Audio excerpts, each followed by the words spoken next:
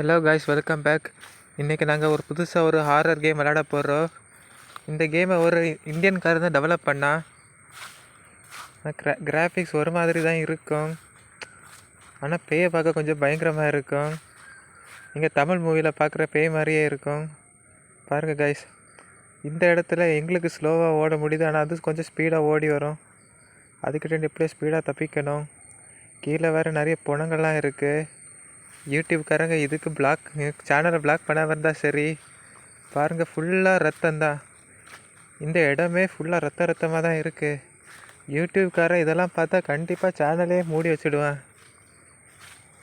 ஆனால் இந்த வீடியோ யூடியூப்காரெலாம் பார்க்க மாட்டேன்னு தான் நினைக்கிறேன். முதல்ல மொத்தமாக இந்த இடத்துல 3 டேஸ் உண்டு. இந்த 3 டேஸை நாங்கள் இந்த இடத்துல சமாளிக்கணும். அதுக்குள்ளே அவுட் ஆனால் அவ்வளோந்தான். இங்கே நிறைய மற்ற கேம் விட இந்த கேமில் நிறைய வெப்பன்ஸ்லாம் தருவாங்க. எல்லாத்தையும் வச்சு இந்த இடத்த எஸ்கேப் ஆகணும். பாருங்கள் கைஸ், செவரும் ரத்தம் தான், தரையும் ரத்தம் தான், மொத்தமும் இடம் வந்து ரத்தமாக தான் இருக்குது. இந்த இடம் தான் வுட்டு. இந்த வுட்டை நாங்கள் வெடிகுண்டை வச்சு பிளாஸ்ட் பண்ணால் இந்த இடத்துல இருந்து தப்பிக்கலாம். அதுக்கு ஃபஸ்ட்டு வெடிகுண்டை போய் தேடி கண்டுபிடிக்கணும்.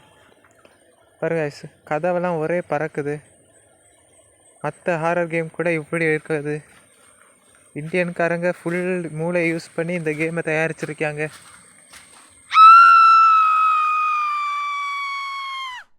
இந்த போன சீன் உங்களுக்கு பயமாக இருந்தாச்சுன்னு தெரியல, ஆனால் நான் விளையாடும் போது எனக்கு ஹார்ட் அட்டாக்கே வந்துருச்சு. அந்த சீன் பார்க்கும்போது அவங்க திடீர்னு வந்தாங்க. நான் பாட்டுக்கு என் வேலையை பார்த்துட்டு இருந்தேன். இந்த கேம் விளையாடுங்க, கொஞ்சம் இன்ட்ரெஸ்டிங்காக இருக்கும். ஃபஸ்ட்டு நான் இந்த இடத்த சுற்றி பார்ப்பேன், என்னெல்லாம் இருக்குன்னு, எங்கெங்கே என்னெல்லாம் இருக்குன்னு பார்ப்பேன். அதுக்கப்புறமா அந்த இடத்துல இருக்கிறத யூஸ் பண்ணி இந்த இடத்துல தப்பிக்க பார்ப்பேன். ஆனால் இந்த கேமை நேரில் விளையாடும்போது கிராஃபிக்ஸ் சூப்பராக இருக்கும். யூடியூப்பில் எப்படி வருதுன்னு தெரியல. அப்லோட் பண்ணும்போது கிட்டத்தட்ட இந்த கேம் ஓரளவு கிராணி மாதிரி இருக்கும். ஆனால் கிராணி பேரில் பில்டிங் டிஃப்ரெண்ட்டாக இருக்கும், இந்த பில்டிங் டிஃப்ரெண்ட்டாக இருக்குது.